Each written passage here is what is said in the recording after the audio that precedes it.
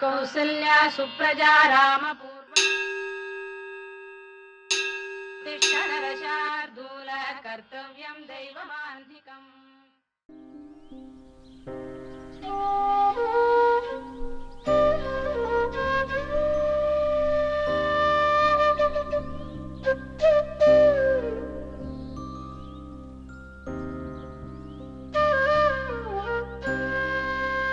ఇతని పేరు వెంకట్. ఈ ఊరు పోస్ట్ మ్యాన్ వీధిలోకి వస్తే మనకు తెలియని సమాచారం తెలియజేసే వాళ్ళు అవుతారు. మన బాధల్లో ఉంటే ఆనందాన్ని పరిచయం చేసే వాళ్ళు అవుతారు. మన ఆనందాన్ని బాధల్లో ఉన్న వాళ్ళకి పరిచయం చేస్తారు. మరి ఈ పోస్ట్ మ్యాన్ మనకి ఏం పరిచయం చేస్తాడో చూద్దాం.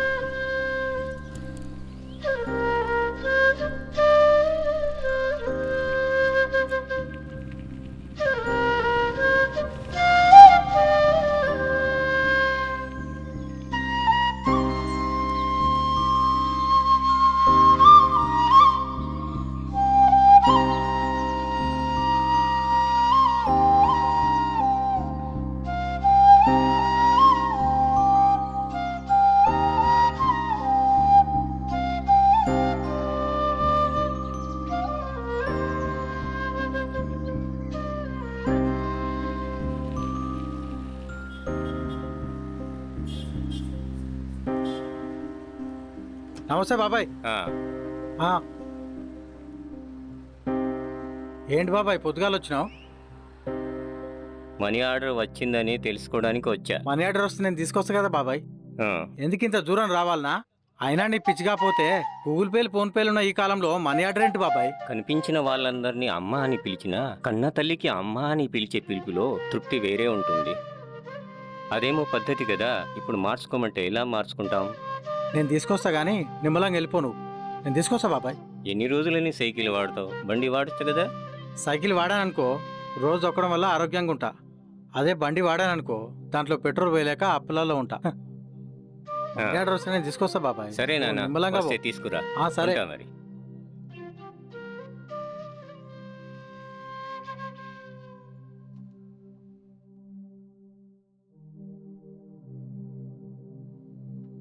నమస్తే సార్. నమస్తే. అక్కడ లెటర్స్ ఉన్నాయి, తీసుకెళ్ళు. Okay sir.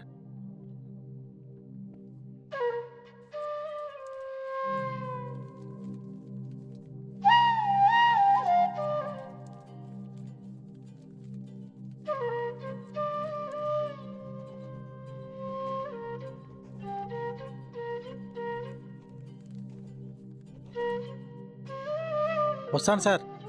ఓకే. ఓ అమ్మా, సార్ పిలుస్తాడు చూడు.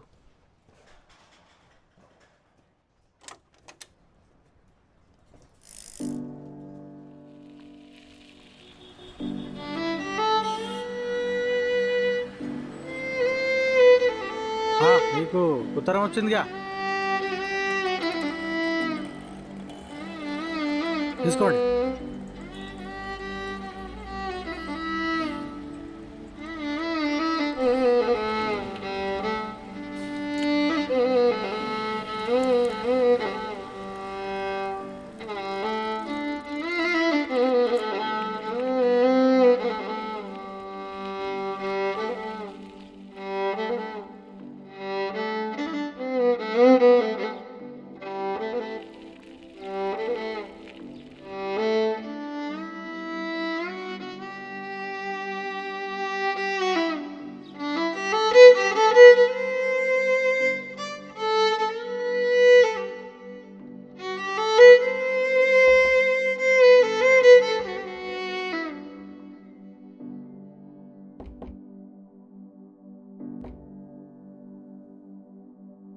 నమస్తే సార్.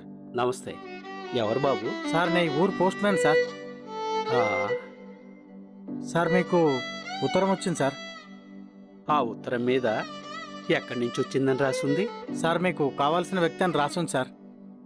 చూడు, మా ఇంటికి ఏ ఉత్తరం వచ్చినా తీసుకురాకు, బాగోదు.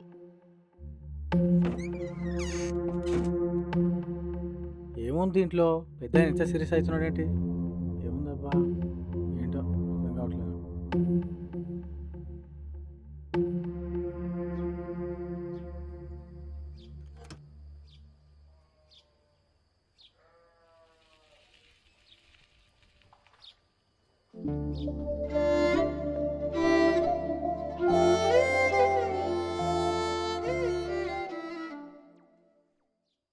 మామా ఆగురా మామా, మామా ఆగాగు.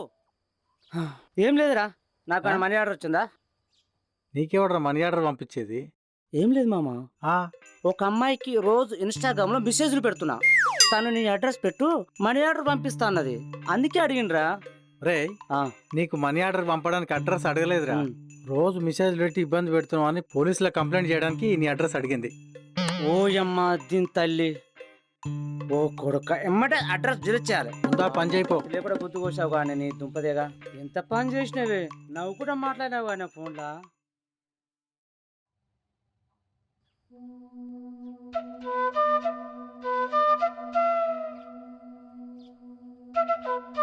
ఇంతెల్లని రోజు గడిచిందిరా నాయన.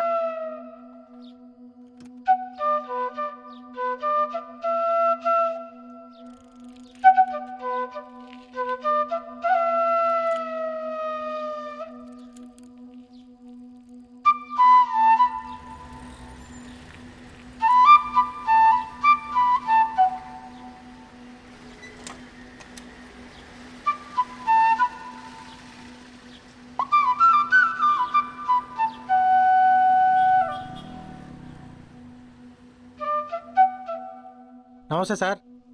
నమస్తే.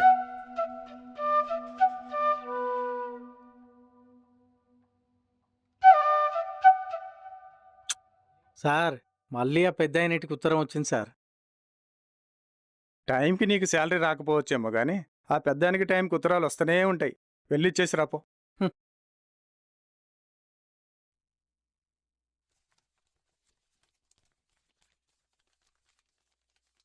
వస్తా సార్.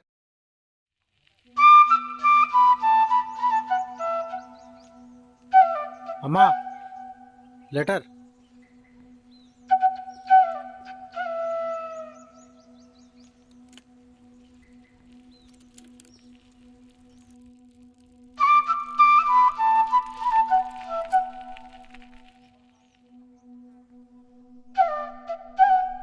ఇదిగో అమ్మా.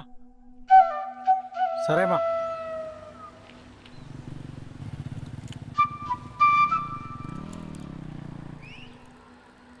నమస్తే పెద్ద మనిషి.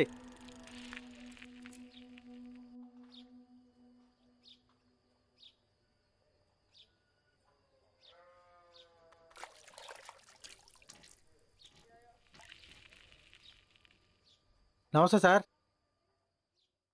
నమస్తే సార్ మళ్ళీ మీకు ఉత్తరం వచ్చింది సార్.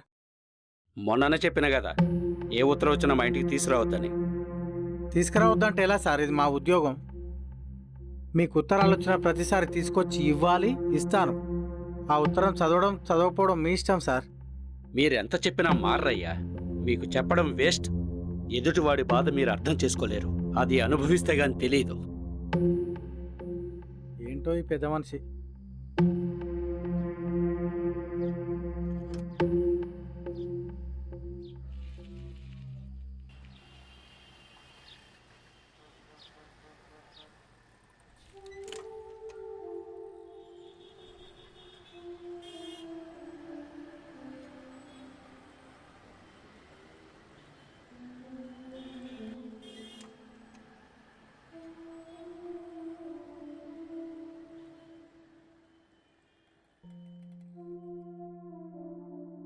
ఈ రోజు ఈ లెటరు ఆ పెద్దానికి ఇవ్వు. ఈ లెటర్ ఆయన తీసుకోలేదనుకో నీ ఉద్యోగం పోయినట్టే. ఆయన లెటర్ తీసుకోకపోతే నా ఉద్యోగం ఎలా పోతుంది సార్? నెల రోజుల నుంచి ఆ పెద్ద ఆయన ఇంటికి ఉత్తరాలు తీసుకుపోతున్నావు, తీసుకొస్తున్నావు. ఒక్క లెటర్ ఇవ్వటం చేతకాలే. ఎందుకే నీకు ఈ ఉద్యోగం? సార్ మీరు మాట్లాడినంత ఈజీగా కాదు సార్ ఆయనకి ఈ లెటర్ ఇవ్వడం. లెటర్ పట్టుకొని ఆయన ఇంటికి వెళ్తే ఒక నక్సలైట్ చూసినట్టు చూస్తున్నాడు సార్. ఇవన్నీ నాకు చెప్పకు. నీకు ఉద్యోగం ఉండాలంటే ఈ లెటర్ అతనికి ఇవ్వాల్సిందే.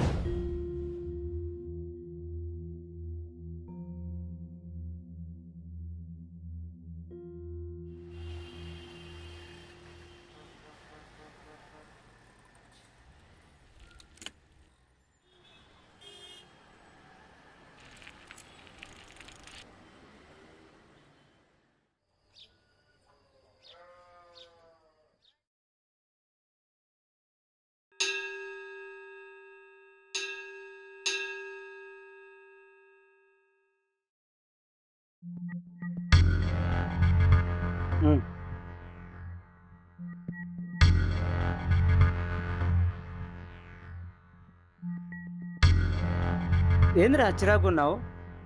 మొన్న చెప్పా కదరా నీకు, అవును. ఆ పెద్ద ఆయనటికి లెటర్ తీసుకెళ్తే అస్సలు తీసుకోవట్లేదురా. ఆ, లెటర్ తీసుకోకపోతే నా ఉద్యోగం పోయేలా ఉంది. పెద్ద ఆయన లెటర్ తీసుకోకపోతే నీ ఉద్యోగం వెళ్ళిపోతారా? నాకు అర్థం కాదు. ఏమోరా, నాకు అసలు ఏం అర్థం కావట్లేదు. ఇదిగో నీకు మంచి ప్లాన్ చెప్తా విను. ఉమ్, ఈ లెటర్ అతనికి ఇచ్చేసాను చెప్పు, ఉమ్. చింపి నువ్వే చదివేసేయి. ఆ, ఏముందో తెలుస్తుంది కదా, నీ ఉద్యోగం నీకుంటది. తప్పురా. ఈ లెటర్కి ఆ పెద్ద ఆయనకి ఏదో సంబంధం ఉందిరా. లెటర్ తీసుకెళ్ళిన ప్రతిసారి ఆయన కళ్ళలో ఏదో తెలియని బాగా బాధ కనిపిస్తోందిరా. ఎట్టి పరిస్థితుల్లో ఈ లెటర్ మాత్రం ఆయనకు చేరాలరా. ఏంటో ఇది, నాకు కూడా తెలియట్లేదు.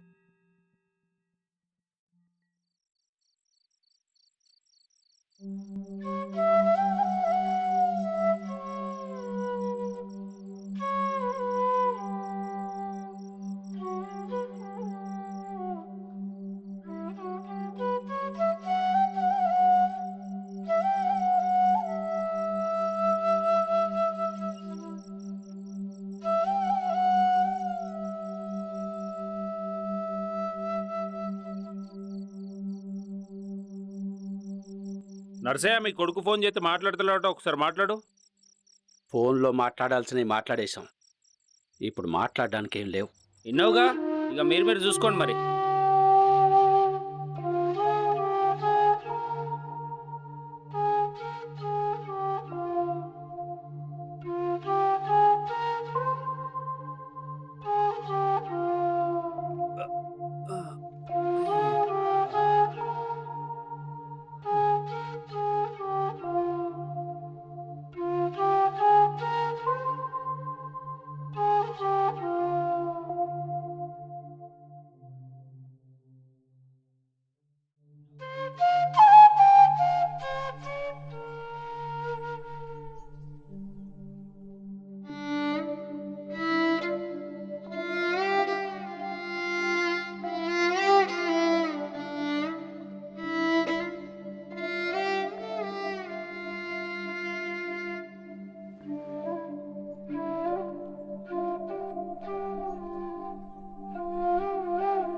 నమస్తే సార్.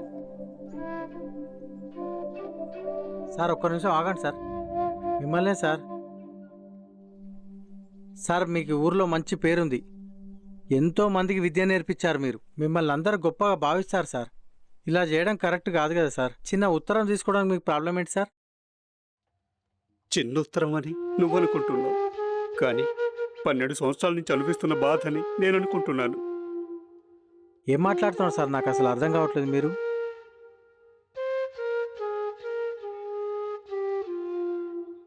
12 ఏళ్ల క్రితం నా భార్య చనిపోయింది.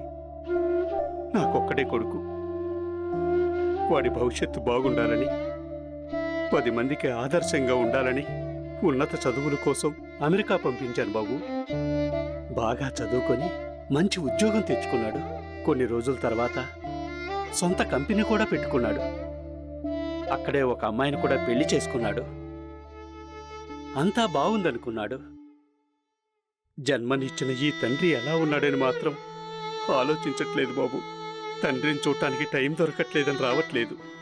ఈ తండ్రి కూడా ఆ కొడుకు జీవితం గురించి ఆలోచించే టైం లేదని వదిలేస్తే వాడి జీవితం ఏమైపోయి ఉండేది? పిల్లలు అడుగులేసేటప్పుడు పడిపోతుంటే పట్టుకోవడానికి తండ్రి చేతులుంటాయి. వయస్సు మీద పడ్డాక తండ్రి పడిపోతుంటే పట్టుకోవడానికి ఆ పిల్లల చేతులు ఎందుకు రావు? అమ్మ 9 నెలలు మాత్రమే మోస్తుంది కడుపులో. కానీ నాన్న జీవితంలో నిలబడేంత వరకు మోస్తూనే ఉంటాడు. పిల్లలకి నాన్న కొట్టిన దెబ్బలు గుర్తుంటాయి, నాన్న చేసిన అప్పులు గుర్తుంటాయి. కానీ నాన్న కుటుంబం కోసం చేసిన త్యాగాలు మాత్రం వాళ్ళకి పిల్లలు ఎదిగాక ఎందుకు గుర్తుకురావు? బతికున్నప్పుడు తండ్రి మీద చూపించిన ప్రేమ చచ్చిపోయాక ఫోటోలు ముందు నిలబడి కన్నీటి చుక్కలు కార్చే బాధ ఎందుకు బాబు? కొడుకు ఎదిగితే తండ్రికి సంతోషం, కానీ ఆ తండ్రినే మర్చిపోయేంత ఎదిగితే అది తండ్రి చేసుకున్న దురదృష్టం బాబు. డబ్బు అన్నీ ఇస్తుందనుకుంటారు, కానీ పోయిన వ్యక్తుల్ని తిరిగి ఇవ్వలేదు కదా బాబు. వయసు మీద పడ్డాక ఆ తల్లిదండ్రులు ఆనందంగా గడపాలని, వాళ్ళతో కలిసి ఉండాలనే కదా మేము కోరుకునేది. ఏ దేశంలో ఉంటే ఏంటి, ఎంత పెద్ద పొజిషన్లో ఉంటే ఏంటి, ఎంత డబ్బు సంపాదిస్తే మాత్రం ఏంటి, తల్లిదండ్రుల్ని చూడని జీవితం కాలుతున్న కట్టెతో సమానం. నాన్న పడే బాధ కొడుక్కి తెలియకపోవచ్చు.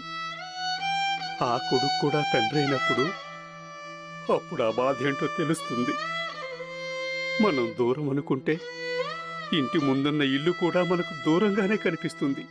అదే మనం దగ్గరనుకుంటే ఎన్ని దేశాలు దాటొచ్చినా మనకు దగ్గరగానే కనిపిస్తుంది. మనం ఎంత బిజీగా ఉన్నా అమ్మా నాన్నలను ఉన్నప్పుడే బాగా చూసుకోవాలి. పోయాక టీవీల్లో, సినిమాల్లో పక్క కుటుంబాలను చూసి బాధపడితే కన్నీళ్లే వస్తాయి నాన్న. కానీ అమ్మా నాన్నలు మాత్రం తిరిగి రారు. చిన్నప్పటి నుంచి మీ ఎదుగుదల కోసం ఎన్నో కోల్పోయాం. ఇప్పుడు మా కోసం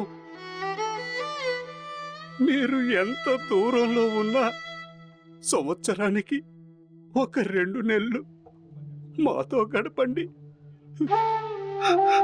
జన్మనిచ్చినందుకు అలా గడిపోయినా మా రుణం తీర్చుకోండి.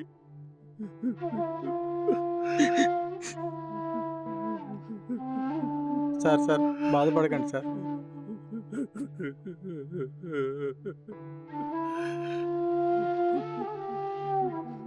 మా బాబు ఫోన్లో మాట్లాడి సరిపుచ్చుతున్నాడు, కాలాన్ని గడిపేస్తున్నాడు. అందుకే ఫోన్ ఎత్తడం మానేశాను. ఉత్తరాలు పంపిస్తున్నాడు. వాడు నన్ను చూడ్డానికి వచ్చే వరకు ఏ ఉత్తరాలు తీసుకోను, ఏ ఫోను మాట్లాడను. వెళ్ళు వెళ్ళు, రిటర్న్ పంపించేసాయి. సూర్యుడు అస్తమిస్తే మళ్ళీ ఉదయిస్తాడు, కానీ నాన్న అస్తమిస్తే మళ్ళీ ఉదయించడు. క్షమించండి సార్, మిమ్మల్ని తప్పుగా అర్థం చేసుకున్నాను నేను. ఇన్ని రోజులు మీరు ఒంటరిగున్నారనుకున్నాను సార్. మీ తోడు ఇంత బాధ ఉందని నాకు తెలియదు సార్. ఎంతోమందికి మీరు విద్య నేర్పించారు సార్. ఆ విద్యతో ఎన్నో కుటుంబాలు ఆనందంగా ఉన్నాయి సార్. మీరే సార్ ఆనందం అనే పదానికి దూరంగా ఉన్నారు మీరు. నానా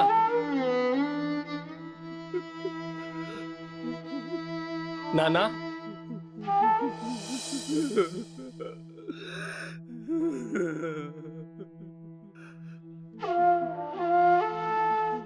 నానా నేను చాలా పెద్ద తప్పు చేశాను నాన్న. ఇన్ని రోజులు నీకు దూరంగా ఉండి నువ్వు జీవితంలో అన్నీ కోల్పోయావు, కానీ మాకు మంచి జీవితాన్ని ఇచ్చావు. ఇన్ని సంవత్సరాలలో 10 నిమిషాలు కూడా నీతో సరదాగా గడపలేకపోయాను నాన్న. నన్ను క్షమించు నాన్న. ఒక కొడుకు నుండి తండ్రి ఏమేం కోరుకుంటాడో అవన్నీ నీకు తిరిగిస్తాను నాన్న. ఇంకా నిన్ను వదిలిపెట్టి ఎక్కడికి వెళ్ళను నాన్న. ప్రతి క్షణం నీతోనే గడుపుతాను నాన్న. ఇంకా నిన్ను వదిలి ఎక్కడికి వెళ్ళను నాన్న. ఇన్ని రోజులు నీకు దూరంగా ఉండి చాలా పెద్ద తప్పు చేశాను నాన్న. నిన్ను బాగా చూసుకుంటాను నాన్న, బాగా చూసుకుంటాను నాన్న.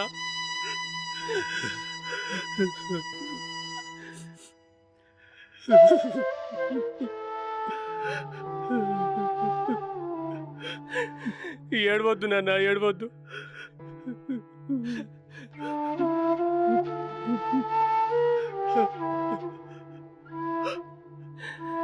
ఇన్నాళ్ళు దూరం కొండి నిన్ను చాలా బాధ పెట్టానా? నన్ను క్షమించు నాన్న.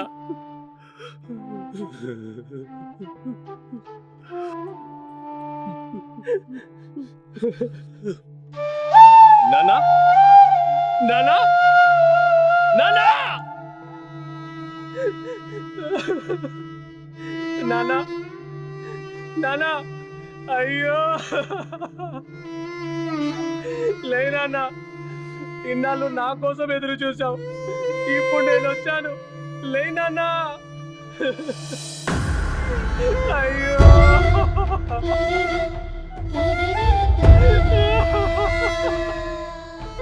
నానా, లేనా,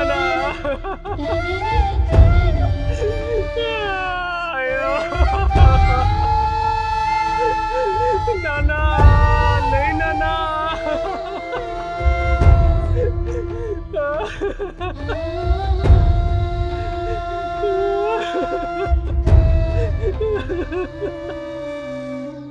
అయ్యో నానా, నిన్ను బాధిస్తున్నాం అనుకున్నా నానా.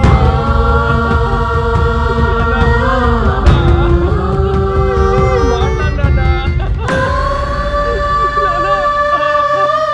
నేను వచ్చాను, లేనా.